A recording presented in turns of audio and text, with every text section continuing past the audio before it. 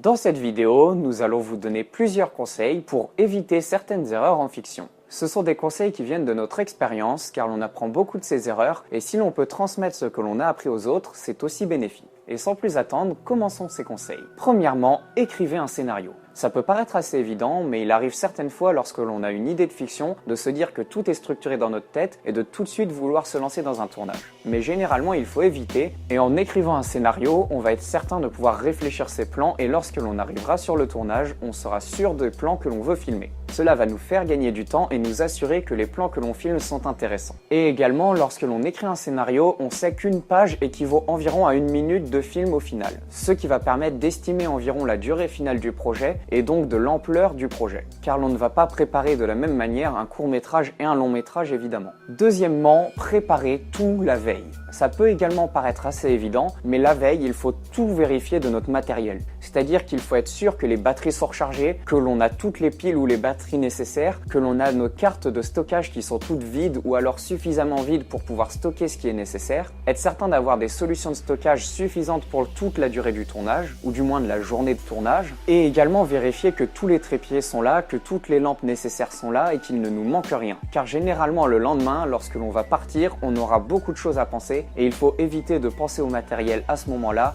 on va souvent se faire avoir en pensant au matériel et pas au reste. Troisièmement, le son. Une fois sur votre tournage, il faudra être certain que le son soit de bonne qualité. Car si l'on travaille avec des équipes réduites, on n'aura pas forcément la possibilité d'avoir un ingé son qui surveille le son pendant le tournage, mais on ne peut pas se permettre de rater une prise son car c'est le plus complexe par la suite. Pour cela, il va falloir monitorer votre son. Deux solutions. Soit votre appareil a une prise casque et vous pouvez brancher des écouteurs ou un casque dessus pour vérifier que le son est de bonne qualité, mais surtout que le bruit ambiant ou des bruits de fond ne dérangent pas. Soit vous utilisez par exemple un appareil photo qui n'a pas de prise casque pour enregistrer votre son. Et pour cela, il faudra chercher si votre appareil a une prise micro HDMI, mini HDMI ou HDMI et trouver un adaptateur vers VGA qui vous permettra de récupérer une prise son. En effet, le son n'étant pas transmis par les prises VGA, il y aura une prise casque sur votre adaptateur qui vous permettra de brancher des écouteurs ou un casque pour écouter votre son. Et ainsi, lorsque vous filmerez, si vous avez entendu le son à l'avance que vous obtiendrez, vous serez certain d'éviter tout problème de son, que ce soit de la saturation, mais également des bruits de fond ou des bruits ambiants dérangeants. Quatrième point, encore le son. En effet, le son est si important que l'on ne peut pas se permettre de filmer sans avoir de son. Ainsi, si le micro ne fonctionne pas, il faut être certain qu'un autre enregistré à ce moment-là, ne serait-ce que pour pouvoir doubler les voix si jamais le micro n'était pas de suffisamment bonne qualité. Ainsi, un petit micro-cravate dissimulé ou tout type de micro qui vous permettrait d'avoir une deuxième prise son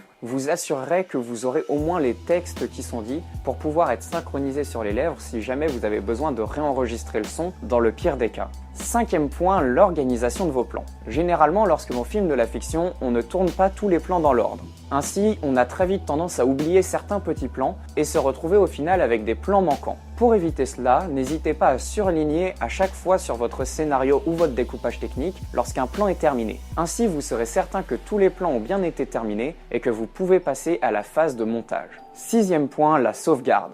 C'est un point essentiel, lorsque l'on a fini un tournage, il faut absolument être certain que nos plans sont sauvegardés. Pour cela, n'hésitez pas à faire 2 sauvegardes sur 2 disques différents, que ce soit un disque d'ordinateur et un disque externe ou 2 disques externes. Perdre des plans serait beaucoup trop problématique, ne serait-ce que par une mauvaise manipulation en formatant sa carte par exemple. Faites donc très attention à cela et sauvegardez bien vos plans plusieurs fois. Septième point, l'exposition. Pour vérifier que votre exposition est bonne, plusieurs paramètres existent pour vous aider. Il y a entre autres les histogrammes et les zébras qui vont vous permettre de manière fiable d'être certain de votre exposition. Car si vous ne vous fiez qu'à vos yeux, il y a de grandes chances pour que la lumière ambiante vous fausse votre exposition. Et la rattraper au montage sera très complexe.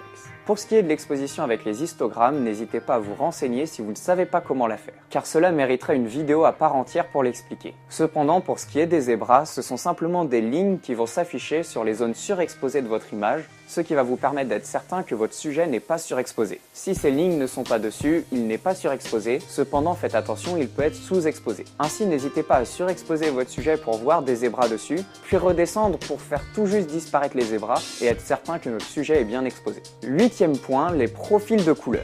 Lorsque l'on va tourner de la fiction, on va avoir tendance à vouloir l'étalonner par la suite.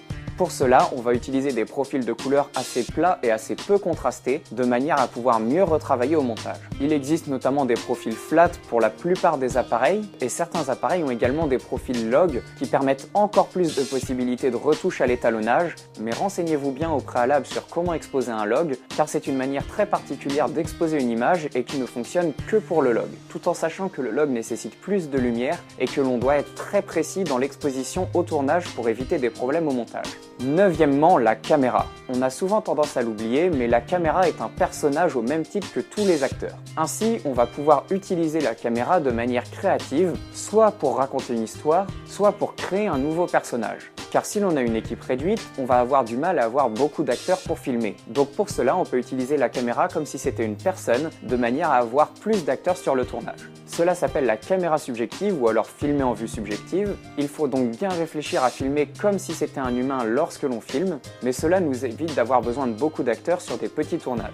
Si vous voulez mieux comprendre, n'hésitez pas à aller voir le court-métrage qui apparaît dans les fiches, qui a été filmé à 100% en vue subjective et qui vous permettra de comprendre comment utiliser la vue subjective. Dixième et dernier conseil, la méthode de diffusion. Une fois de votre fiction totalement terminée, la post-production terminée, vous allez chercher à la diffuser. Pour cela, plusieurs solutions s'offrent à vous. Soit vous envoyez votre fiction à des festivals pour qu'ils l'acceptent ou non et la diffusent. Dans ce cas, faites très attention à quel festival vous envoyez. Envoyez bien à des festivals qui diffusent le même type de fiction que celle que vous avez créée. Envoyer un film d'horreur à un festival romantique aurait par exemple peu d'intérêt. Sinon, vous pouvez également diffuser vos fictions sur Internet. Pour cela, vous pouvez le diffuser sur différents types de sites. Par exemple Vimeo qui va vous permettre d'avoir la meilleure qualité d'image pour votre film, mais qui cependant est très vite payant si vous souhaitez déposer des fichiers assez lourds et qui également a comme problème qu'il ne diffuse pas à beaucoup de monde. Vimeo étant regardé principalement par des professionnels, il y a de grandes chances que vous touchiez moins de monde que si vous diffusiez sur des plateformes plus populaires comme YouTube par exemple. Pour ce qui est de YouTube, la plateforme étant la plus populaire, c'est celle qui vous laissera le plus de possibilités de toucher des personnes. Cependant, c'est également la plateforme où vous aurez le plus de mal à mettre en avant votre film, car il y a déjà énormément de films dessus. Voilà donc 10 conseils pour faire de la fiction. On espère que cela vous aura plu et que cela vous aidera. N'hésitez pas à pratiquer, faire beaucoup de tournages, faire beaucoup de montage, c'est comme ça qu'on apprend le mieux. Et également regarder beaucoup de tutoriels et participer à des formations pour mieux apprendre. Car c'est en apprenant la théorie et en la mettant en pratique que l'on va le mieux progresser. Également, si vous voulez faire des formations, le magasin en propose pour la vidéo. N'hésitez pas à vous renseigner, tout est dans la description.